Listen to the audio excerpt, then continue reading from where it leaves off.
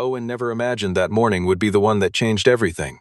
The morning Jackson Merritt, the most powerful CEO in the city, stood in the middle of a dim, oil-scented warehouse and laughed. Not a polite laugh, not an awkward chuckle. A real one, deep from the chest, echoing off rusted iron and corrugated steel.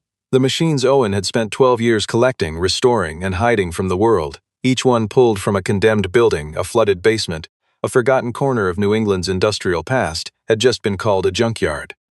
3 weeks later, Owen's phone rang.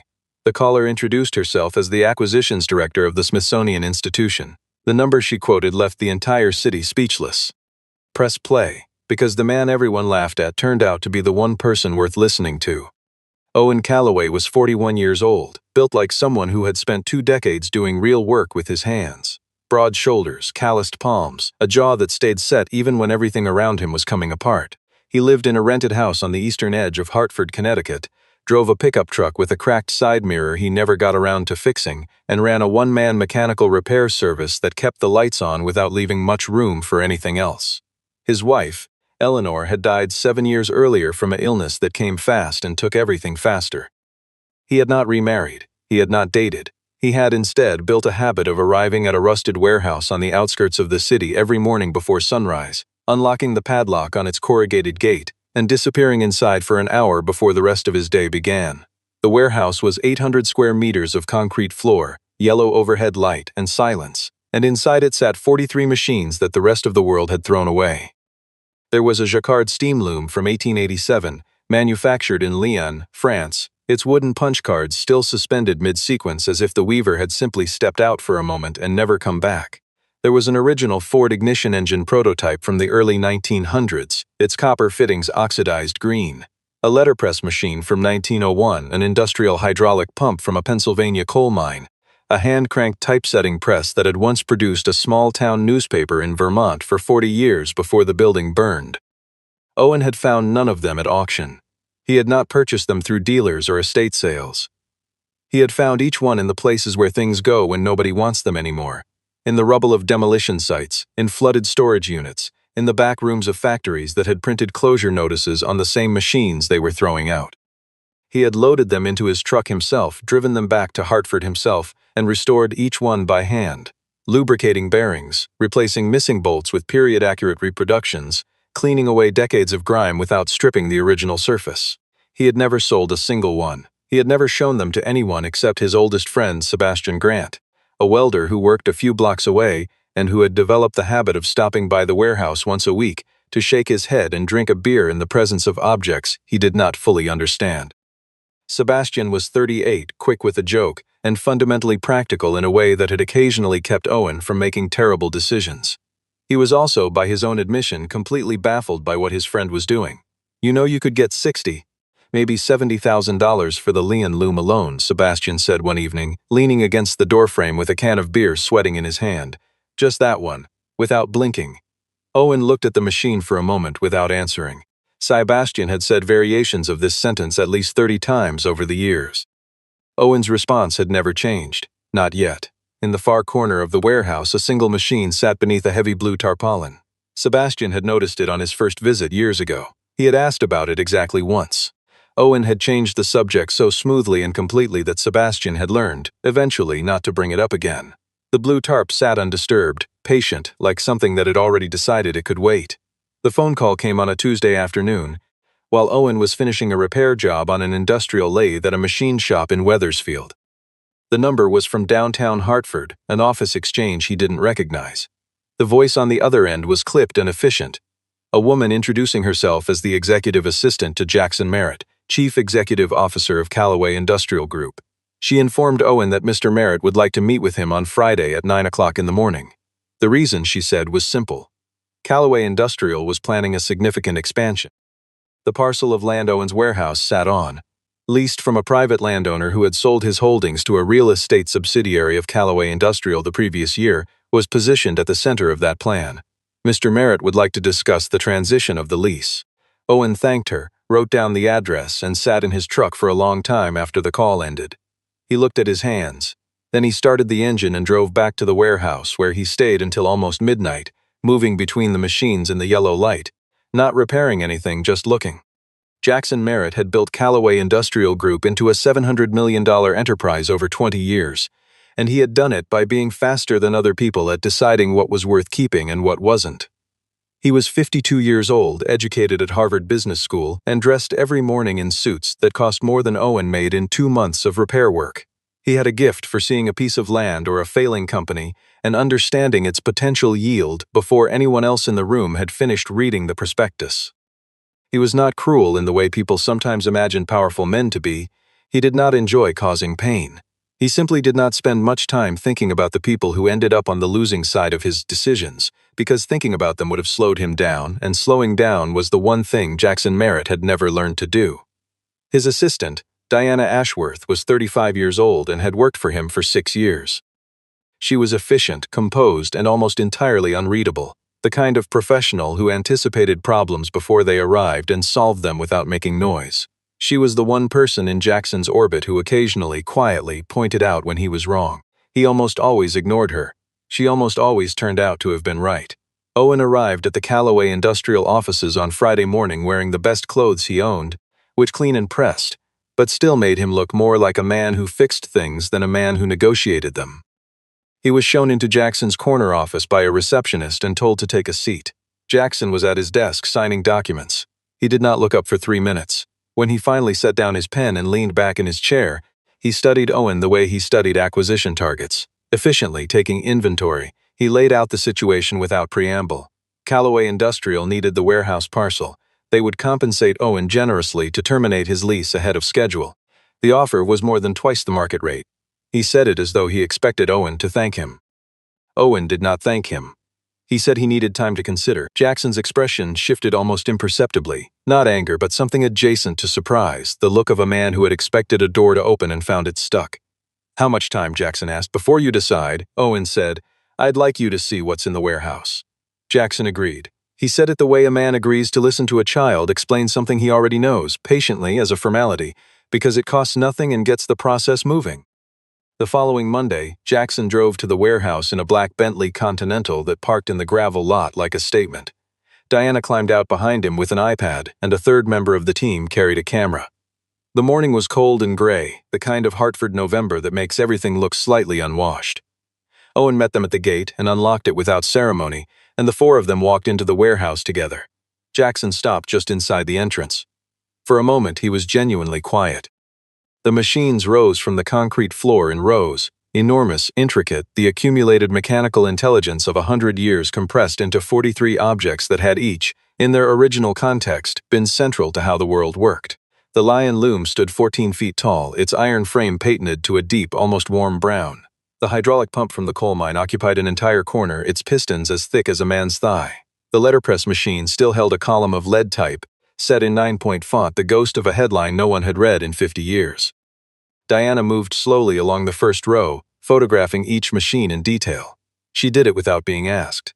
Jackson did not move immediately. He touched the side of the Lion loom with 2 fingers, pulled his hand back, and looked at the grime on his fingertips with an expression that was not quite disgust but was not far from it.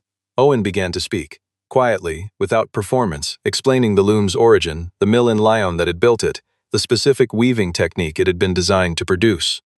He spoke about the letterpress, about the Pennsylvania hydraulic pump, about the ignition engine. He had not rehearsed the explanations. They were simply things he had spent 12 years learning because they had seemed important to know. Jackson was not listening. Owen could see it. The CEO's eyes were moving across the warehouse, but they were measuring square footage, calculating demolition costs, estimating how many weeks it would take to clear the floor. Owen continued speaking for another 90 seconds. Then he stopped. He turned toward the corner where the blue tarpaulin covered the machine he had never shown to anyone. He walked toward it, his hand found the edge of the canvas. He stood there for a second, about to pull it back. Jackson's voice came from behind him, flat and businesslike. "You don't need to show me anything else," the CEO said. "I've seen what I need to see." Owen stood very still. His hand stayed on the tarpaulin. Then slowly he released it and turned around. What happened next was something Owen had not prepared himself for, even though some quiet, wary part of him had known it might be coming. Jackson looked at the warehouse one more time, sweeping it with the particular gaze of a man who has already made up his mind, and then he laughed. It was a genuine laugh, involuntary almost, the kind that escapes before social calculation can stop it. It filled the warehouse and then died against the iron and the concrete. Diana did not laugh. She looked briefly at the ceiling. "I thought you had something to protect," Jackson said, and his voice had relaxed into something that was worse than contempt. It was amusement. "Turns out it's this." He gestured broadly at the machines, at all of them, at the 12 years of Owen's careful, solitary work. "Scrap iron. You're serious, right? This is what you wanted me to see." He retrieved his phone from his jacket pocket and began composing a message while Owen stood in front of him. In the warehouse Owen had opened that morning before sunrise, the way he had opened it every morning for 12 years. The pain Owen felt was not anger exactly. It was something heavier and quieter. The sensation of watching someone handle a sacred object carelessly, without knowing or caring that it was sacred. He had never described the machines as precious to anyone, because he had not believed anyone would understand. He was learning in this moment the precise shape of that belief. The warehouse, which had always felt to him like a private country, a place whose borders he controlled and whose interior belonged to no one but the machines and himself, had just been entered and exited by a man who had seen nothing of it. That was, Owen realized, the particular cruelty of what Jackson had done. Not the dismissal, not the amusement, not even the word scrap. It was the certainty with which he had looked and found nothing worth slowing down for. Certainty without curiosity was something Owen had spent 12 years setting himself against without having a name for it. Now he had a face to go with the feeling. Jackson finished his message, pocketed his phone, and looked back at Owen with the composed efficiency of a man closing a meeting. He said that Callaway Industrial's offer stood. Owen had 10 days to accept it. After that, they would work directly with the landowner. As for the contents of the warehouse, Jackson's recommendation was to contact a scrap metal company, some of which would haul everything away for free, possibly even pay a small fee for the tonnage. He said this helpfully, as though he were doing Owen a favor. Owen's voice, when he spoke, was steady. The loom along that wall was manufactured in Lyon, France in 1887. There are 3 examples in working condition left in the world. Jackson had already turned toward the door. He paused for a single step, one beat of hesitation, and then kept walking. The Bentley's engine turned over outside. The gate swung closed. The warehouse was very quiet. Sebastian came that evening. Someone in the neighborhood had mentioned the Bentley, the suits, the clipped-sounding conversation. Sebastian came without being asked and found Owen sitting on the concrete floor with his back against the Lyon loom, the way a person might sit against a wall when they are not ready to leave a room but do not know what else to do in it. Sebastian sat down next to him without saying anything. He produced 2 cans of beer from a jacket pocket and opened both. They sat in the yellow light for a while. When Owen spoke, it was not about the offer, or the money, or the 10-day deadline. He talked about why he had started collecting the machines in the first place. Not as a hobby, not as an investment, but because there was a moment years ago standing in the basement of a condemned textile factory in Worcester, looking at a machine that had been running since 1912 and was about to be crushed into nothing because the building above it was being converted into condominiums. And he had felt with complete clarity that this was wrong. That something was being lost that could not be recovered. That someone needed to stay behind and keep watch over the things the world decided were no longer worth remembering. Eleanor had understood that. She was the only person who had. After she was gone, the machines had remained. Sebastian listened to all of this without his usual deflections. When Owen finished, Sebastian looked at the blue tarpaulin in the corner for a moment. "What's under there?" he said quietly. Owen stood up. He walked to the corner. He took hold of the tarpaulin with both hands, and this time he pulled it back. What sat beneath it was a steam engine. Compact, complete, its brass fittings dulled but intact, its cast-iron housing engraved with a maker's plate that read, "James Watt & Co., Birmingham, 1819. Sebastian stared at it. He stared for a long time. 8 years, Owen said. "I found it in the sub-basement of a building being demolished in Boston." The owner had no idea what it was. He thought it was an old boiler. Sebastian took out his phone. He looked at Owen. Owen said nothing, which was, Sebastian understood, a kind of permission. Sebastian photographed the engine from 4 angles, close on the maker's plate, wide on the full housing, close on the valve mechanism. He sent the images to a contact Owen had never heard of, a professor named Grace Holloway, retired from Yale's engineering history program, currently living in Vermont. His message was a single sentence, "Can you take a look?" Grace Holloway's reply came in less than 4 minutes. It was not a text message, it was a phone call.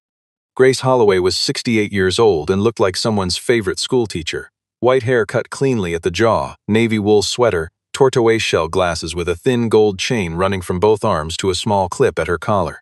She arrived at the Hartford warehouse 2 days later in a 12-year-old Subaru that she parked with the casual precision of someone who had spent a lifetime navigating roads more challenging than this one. Owen met her at the gate. She shook his hand once, briefly, and then walked past him into the warehouse without waiting to be shown.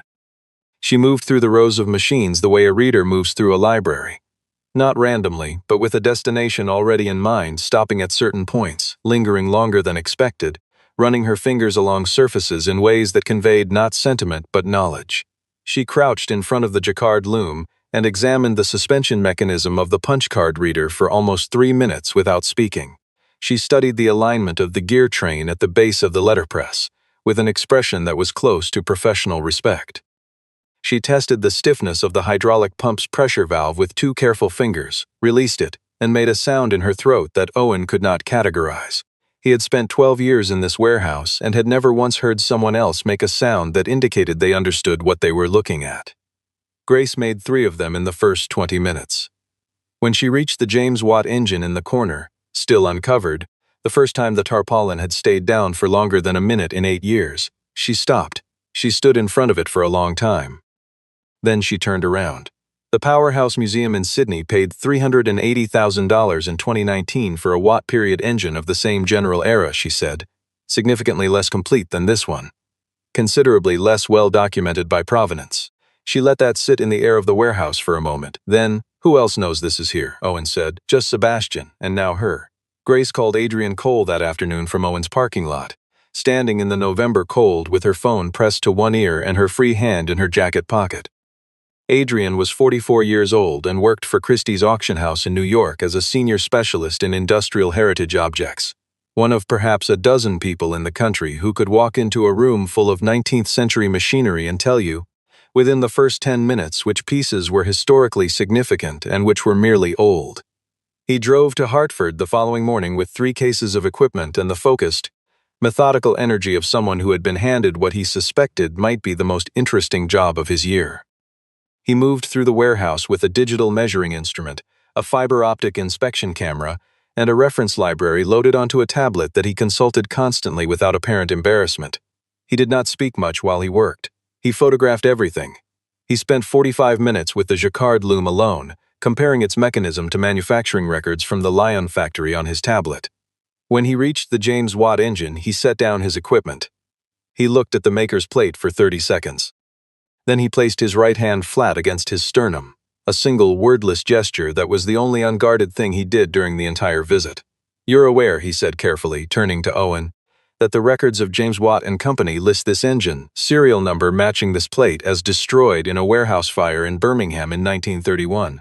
Owen said he was not aware of that specifically. Every history of the company, every museum catalog that references the Birmingham fire, every academic paper on the Watt manufacturing period," Adrian said.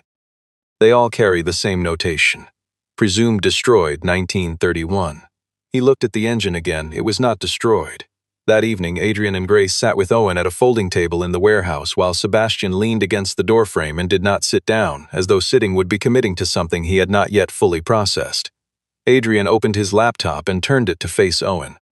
The screen showed a valuation summary, preliminary, with ranges rather than fixed figures, because a complete appraisal would require months of provenance research and third-party verification. The total estimated value of the collection ranged from $4,200,000 to $6,800,000. The James Watt engine alone accounted for the majority of the upper range. Owen looked at the screen for a while. He looked at it for long enough that the laptop's display dimmed.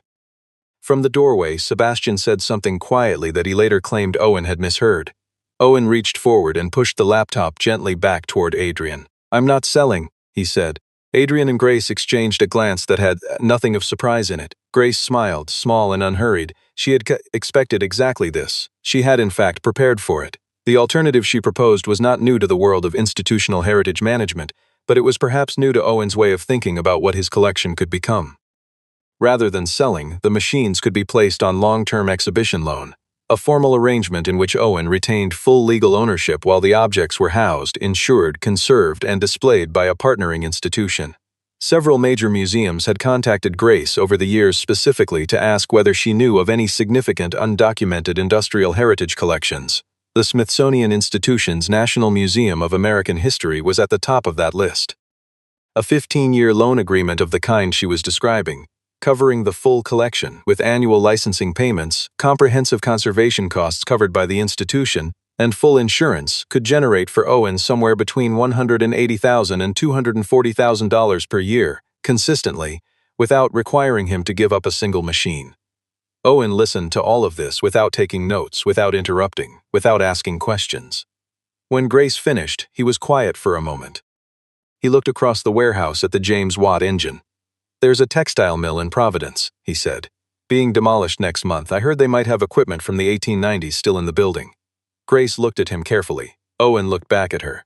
"Before I sign anything," he said, "we need to make sure people know these things exist. The real people, the ones who would fight to protect them." Grace nodded slowly. "There's a journalist," she said. "She's been writing about Callaway Industrial's land acquisitions for 2 years. She's already circling this story from a different direction." She looked at Owen steadily. "I think it's time to let her in." Amelia Ross was 36 years old and had spent her career at the New England Chronicle doing the kind of journalism that requires patience, following money through shell companies, documenting the slow erasure of communities by interests that moved faster than anyone thought to object. She had written 3 major investigative pieces on Callaway Industrial Group's expansion practices in Connecticut and western Massachusetts, and she had been building a 4th when Grace Holloway called her with a different angle, one that Amelia immediately recognized as far more significant than anything she had found on her own. She arrived at the warehouse on a Thursday morning, notebook in hand, and Owen met her at the gate the way he had met Grace, by unlocking it and stepping aside. He did not give her a tour, he did not narrate, he simply let her walk. Amelia was not a woman who filled silence out of discomfort. She moved through the machines with the same quiet attention she brought to public records, to financial filings, to the dense and unglamorous evidence from which all her best stories had been assembled. She stopped at the letterpress for a long time. She read the ghost headline in the suspended lead tip pipe with her reading glasses on, leaning close enough that her breath moved the dust at the edge of the compositor's frame. She stood in front of the James Watt engine for so long that Owen, watching from across the warehouse, began to wonder if she had forgotten where she was.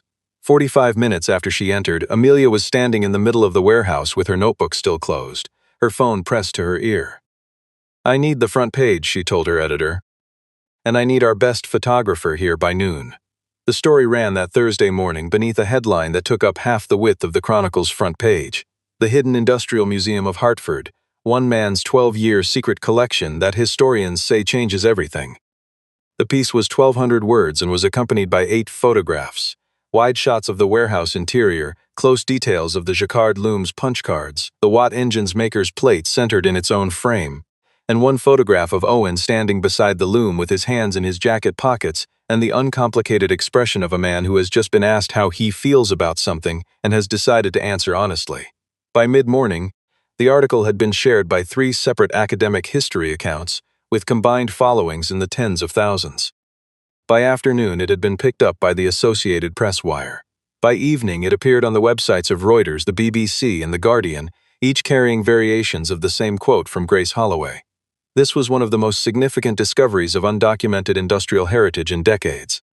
The Smithsonian Institution's Communications Office issued a formal statement the following morning, careful and precisely worded in the way institutional statements always are, but unambiguous in its central claim. The collection represented objects of exceptional historical importance, and the institution was actively seeking to open a dialogue with the owner regarding their preservation and display. Owen turned his phone off at noon on the day the article ran. He handed it to Sebastian, who answered 3 calls from journalists, forwarded 2 emails from museum administrators to Grace, and declined, on Owen's behalf, an offer from a Boston television station to come and film the warehouse interior for the evening news. In the offices of Callaway Industrial Group, 22 floors above Hartford's downtown, Jackson Merritt read the Chronicle piece at his desk on Thursday morning. He read it once, quickly, then set it down. He picked it up and read it again, more slowly, looking at the photographs. Diana, across the office, was reading the same piece on her iPad. She had been the one who photographed the warehouse interior during their visit, routine documentation of the property, standard practice. She looked now at her own photographs, and then at the photographs Amelia's colleague had taken, and she understood that she had stood in front of the same objects and seen entirely different things. She set the iPad on her desk and looked out the window for a while. Jackson called his legal team into the conference room at 10:30. He wanted to understand what mechanisms existed to accelerate the lease termination process before the media attention could deepen enough to complicate it. His lead attorney, a compact and precise woman named Margaret Finley, looked at him across the conference table with the expression she reserved for moments when she needed him to understand that she was about to say something he did not want to hear. If we move aggressively on the lease right now, with 3 national wire services running this story, Margaret said, we are handing them a second story. One that ends with Callaway Industrial as the company that demolished a nationally significant museum. Jackson looked at the table. He was not a man who lost arguments often, and he was not losing this one exactly. He was recognizing the shape of a situation that was no longer moving in the direction he had intended it to move, which for Jackson Merritt amounted to the same thing. He picked up his phone and called Owen directly. Owen's phone was off. He left a message. An hour later, Owen listened to the message, set the phone down, and called back. Jackson's voice, when he answered, was measured and professional. In full control, because full control was what he was always in, regardless of the circumstances. He said that Callaway Industrial was prepared to significantly revise its approach. He said he could arrange for Owen to be relocated to a better facility at the company's expense, one that would accommodate the collection with more appropriate conditions. He said the word accommodation 3 times in different combinations.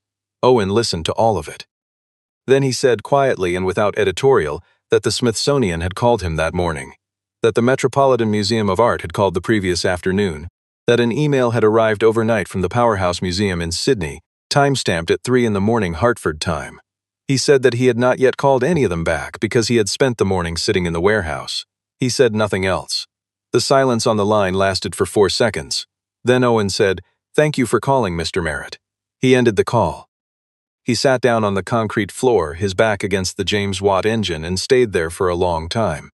The formal public event was Grace's idea and Adrian's logistics, held 10 days after the Chronicle piece ran, on a Saturday morning when the Hartford air was cold enough that people arrived in heavy coats and stood close together near the warehouse entrance. The guests included the Senior Acquisitions Director of the Smithsonian's National Museum of American History, a delegate from the Metropolitan Museum of Art's Industrial Heritage Division, 2 senior professors from Yale's History Department, a representative from the National Industrial Heritage Conservation Commission, and Amelia Ross, who stood near the back with a notebook and did not take any photographs, because she had already written the story and today was not about her. Sebastian stood to Owen's left, arms crossed, wearing a clean flannel shirt that he had clearly pressed with some effort. Grace stood to his right. Owen wore a jacket he had borrowed from Sebastian, which was slightly too wide in the shoulders and which he had not mentioned to Sebastian. The Smithsonian's acquisitions director, a tall, careful man named Joseph Hartley, addressed the gathered group with the measured diction of someone who had spent a career calibrating exactly how much enthusiasm was appropriate before the paperwork was signed. He said that his institution had conducted preliminary review of the documentation prepared by Grace Holloway and Adrian Cole. He said that the collection represented objects of national and international historical significance. He said that the Smithsonian was prepared to propose a formal long-term exhibitions partnership, the financial terms of which were expected to value the arrangement at approximately $4,700,000 over the life of the agreement, inclusive of annual licensing, conservation endowment, full institutional insurance, and transportation costs for the initial installation. He said the words clearly and at a measured pace, in the way people speak when they want everyone present to be certain they heard correctly. Someone in the small crowd exhaled audibly. Adrian, standing at the edge of the group, pressed his lips together in the specific way of a man who had seen the numbers before and was watching other people encounter them for the first time. At the far end of the block on the opposite side of the street, a black Bentley Continental sat at the curb with its engine idling. Jackson Merritt sat behind the wheel, still in his weekend clothes, dark slacks, a gray cashmere sweater, because he had driven here from his house rather than the office, which meant this was not a business decision. Diana sat in the passenger seat. She had not been asked to come. She had asked to come, and Jackson, who was rarely surprised, had been briefly surprised and had said nothing, which she had taken as agreement. They did not speak while Joseph Hartley spoke. Through the tinted glass, Jackson watched Owen shake Hartley's hand in front of the assembled group, in front of Amelia's camera, in front of the warehouse that Jackson had dismissed in under 20 minutes on a November morning. He watched and said nothing. Diana looked at him once, sideways, and then looked back at the scene on the sidewalk. The Bentley sat still at the curb for another 30 seconds after the handshake. Then Jackson put it in gear and drove away. No one in the crowd turned around to watch him go. The board of Callaway Industrial Group voted 11 days after the event to suspend the Hartford expansion project pending review of community and regulatory considerations. The vote was unanimous. 3 shareholders had sent letters. 2 institutional investors had made calls. Margaret Finley had drafted a memo recommending a strategic pause, and for once nobody had needed to convince Jackson to sign it. The Hartford expansion would eventually proceed, 2 years later, on a different parcel. The warehouse on the eastern edge of the city was excluded from all future plans. It was never mentioned in a Callaway Industrial meeting again. Diana Ashworth requested a transfer to Callaway Industrial's Environmental Compliance Division 8 weeks after the hearing. She told her new colleagues that she had been interested in land use policy for years. Nobody from her old team contested the transfer. Nobody was particularly surprised. 3 months after the press event, the Smithsonian sent a conservation team to Hartford. They arrived in 2 specialized trucks, carrying wooden crating systems built to museum-grade specifications, foam inserts custom-cut to the dimensions of each machine, and a crew of 6 people who moved through the warehouse with the focused quietness that Owen found he appreciated. He had expected the process to feel like a loss. Instead, standing in the warehouse on the last afternoon, watching the machines come off their concrete pads one by one and be enclosed in their transport housings, he felt something that took him a while to identify. It was the sensation of watching something arrive at the place it was always supposed to be. He felt it most clearly with the James Watt engine. The crating crew had saved it for last. It was the most complex, the most fragile at its valve joints, and they had spent the morning building a reinforced housing around it piece by piece. When the final panel went on and the crate was sealed and loaded onto the transport truck, Owen stood in the empty corner of the warehouse where the blue tarpaulin had lived for 8 years, on the concrete floor that now held only the ghost of 4 rectangular contact marks. He did not stay there long. Sebastian was waiting by the gate with 2 cans of beer sitting on the hood of his truck in the gray afternoon. Owen walked over and sat next to him. They opened the cans. The warehouse behind them was empty in a way it had never been in the 12 years Owen had been unlocking its gate. "What are you going to do with the space?" Sebastian asked. Owen looked at the open gate, at the bare floor visible through it, at the yellow overhead light still burning over nothing. "I don't know," he said. "First time I've been able to say that without it feeling like a problem." Sebastian nodded. He took a drink. "I want you to know something," he said.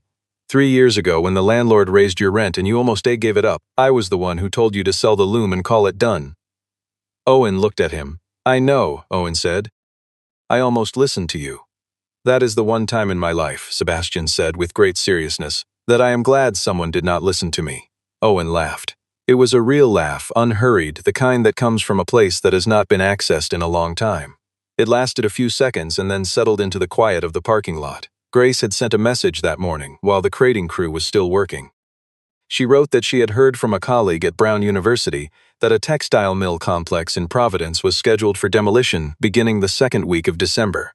The mill had been operating continuously from 1892 to 1978. It was possible, she could not say certain, but possible, that machinery from the original installation remained in the building. She had a contact with the demolition company. She could get them access for a preliminary walkthrough. She asked if Owen was interested. Owen had read the message 3 times while standing in the warehouse with the Smithsonian crew working around him. He had not responded yet. Now sitting on the hood of Sebastian's truck, in the last light of the afternoon, he took his phone out of his jacket pocket. He typed 4 words and sent them before he could think further about it. "When do we go?" He put his phone away. The yellow lights in the empty warehouse behind him were still on. He would turn them off before he left. He had always turned them off before he left. He sat with Sebastian in the quiet of the parking lot until the light was almost completely gone, and for the first time in a very long time he felt no urgency to be anywhere else.